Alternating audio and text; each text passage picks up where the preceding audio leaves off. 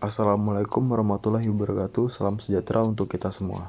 Di sini saya sebagai narator akan menyampaikan sebuah materi yang telah kami diskusikan di kelompok kami. Materi ini membahas tentang konsep urgensi wawasan Nusantara. Yang pertama materinya adalah ketahanan nasional. Artinya kemampuan nasional untuk memelihara keutuhan bangsa dari berbagai upaya pelemahan berbangsa dan bernegara, baik oleh pihak asing maupun oleh pihak warga negara sendiri. Cara terminologi akan dibagi menjadi 3 bentuk. Yang pertama, wajah ketahanan nasional Indonesia. Terdapat 3 pengertian ketahanan nasional atau disebut sebagai wajah ketahanan nasional, yakni yang pertama ketahanan nasional sebagai konsep atau doktrin. Kedua, ketahanan nasional sebagai kondisi. Ketiga, ketahanan nasional sebagai strategi, cara atau pendekatan. Yang kedua, dimensi dan ketahanan nasional berlapis. Berdasarkan aspek-aspeknya, ada ketahanan nasional di bidang politik, sosial, ekonomi, budaya, pertahanan, dan keamanan. Konsep ketahanan nasional berlapis artinya ketahanan nasional sebagai kondisi yang kokoh dan tangguh dari sebuah negara tentu tidak terwujud jika tidak dimulai dari ketahanan pada lapis-lapisan di bawahnya. Yang ketiga, bela negara sebagai upaya perwujudan ketahanan nasional.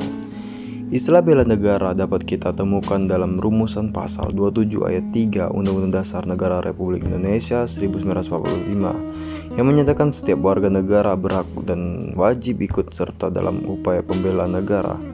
Selain itu, setiap warga negara dapat turut serta dalam setiap usaha pembelaan negara sesuai dengan kemampuan dan profesi masing-masing. Pada intinya poin ini membahas tentang kepedulian warga negara untuk mewujudkan ketahanan nasional. Negara terdapat 2 jenis kategori, yaitu secara fisik dan secara non-fisik. Yang pertama secara fisik, berarti kita melakukan sebuah urgensi serangan yang ikut serta secara langsung menghadapi musuh atau serangan. Sedangkan yang tidak secara fisik atau non-fisik itu bentuk kita sebagai warga negara untuk memajukan sebuah bangsa, yaitu bangsa Indonesia kita sendiri. Selanjutnya, sumber histori, sosiologi, politik, ketahanan nasional, dan bela negara. Cerita tentang sumber historis. Ketahanan nasional bermula pada tahun 1060-an. Masa itu ada sebuah paham komunis yang dipengaruhi oleh bangsa Eropa, Uni Soviet, dan Cina. Tapi bangsa Indonesia berhasil memberantas paham itu sehingga terciptalah ketahanan nasional. Selanjutnya berlari ke sumber sosiologi. Ketahanan nasional bermula dari ancaman setelah Perang Dingin terhadap budaya dan kebangsaan. Intinya ketahanan nasional pada dasarnya berada pada tatanan materialis bangsa Indonesia sendiri menghadapi dinamika masyarakat itu sendiri. Terakhir, sumber politik. Di sini ketahanan nasional terbentuk dari berbagai lapisan lembaga politik sehingga ketahanan nasional itu sendiri menjadi kokoh dan kuat. Materi selanjutnya, ketahanan nasional dan bela negara bagi Indonesia dalam membangun komitmen kolektif kebangsaan. Di sini ada beberapa poin yang kita akan pelajari. Yang pertama, konsep ketahanan nasional dan bela negara. Yang kedua, alasan mengapa diperlukan ketahanan nasional dan bela negara. Menggali sumber historis, sosiologi, dan politik. Yang keempat, membangun argumen tentang dinamika dan tantangan. Yang terakhir, esensi dan argumensi ketahanan nasional dan bela negara. Tadi sudah dijelaskan di materi awal bahwa yang pertama kita harus mengetahui wajah ketahanan nasional Indonesia, yang kedua dimensi dan ketahanan nasional itu sendiri yang berlapis. Lalu apa alasan mengapa diperlukan ketahanan nasional dan bela negara? Intinya ketahanan nasional Indonesia adalah kemampuan dimiliki bangsa dan negara dalam menghadapi segala bentuk ancaman yang dewasa. Spektrumnya semakin luas dan kompleks, baik dalam bentuk ancaman militer maupun non-militer.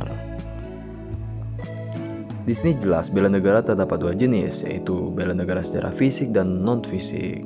Setiap warga negara berhak dan wajib ikut serta dalam upaya pembelaan negara dalam bentuk apapun itu. Kita harus tahu fungsi dan bela negara itu sendiri. Bela negara secara fisik itu adalah untuk menghadapi ancaman dari luar atau agresi. Sedangkan bela negara non-fisik adalah upaya untuk mempertahankan negeri dengan cara meningkatkan kesadaran. Tentunya ini lebih fokus untuk kegiatan di dalam negara ya. Selanjutnya menggali sumber histori, sosiologi, dan politik. Ada 3 perkembangan konsumsi ketahanan nasional, yakni ketahanan nasional 1968, ketahanan nasional tahun 1969, ketahanan nasional 1972. Lebih tepatnya, ketahanan nasional terbentuk dari peristiwa komunis ya, G30 PKI dan lain-lainnya. Selanjutnya membangun argumen tentang dinamika tantangan ketahanan nasional dan bela negara. Lebih tepatnya ini adalah peristiwa ancaman komunis dan krisis ekonomi dan politik. Di sini bangsa Indonesia berhasil mengatasi seperti layaknya kehidupan kita yang banyak masalah lalu kita atasi, oke? Di sini pemaparan rumus kuantitatif tentang kondisi ketahanan suatu wilayah, model ketahanan nasional bisa dipahami ya teman-teman. Dalam suatu bentuk di sini juga kita bisa melihat ketahanan setiap wilayah, oke? Dalam ketahanan nasional dan bela negara itu terdapat cabang, yaitu ketahanan ekonomi. Di berbagai cabang ini saling berkaitan sehingga menjadi tolak penopang terbentuknya ketahanan nasional di sebuah negara. Untuk bela negara, agar terbentuknya ketahanan nasional, salah satunya bentuk bela negara secara non-fisik, membayar pajak. Di sini dijelaskan ada sebuah Impres nomor 7 2018. Ini membayar pajak merupakan sebuah bentuk bela negara secara non-fisik. Baik, ini adalah poin terakhir, esensi, urgensi ketahanan nasional dan bela negara. Ini beberapa poin dipaparkan bahwa ini adalah sebuah bentuk dalam kehidupan sehari-hari yang ada di lingkungan kita, harus ada karena ini adalah penting ya teman-teman. Presentasi yang kami tampilkan, jika ada kekurangan atau kesalahan pengetikan kami mohon maaf.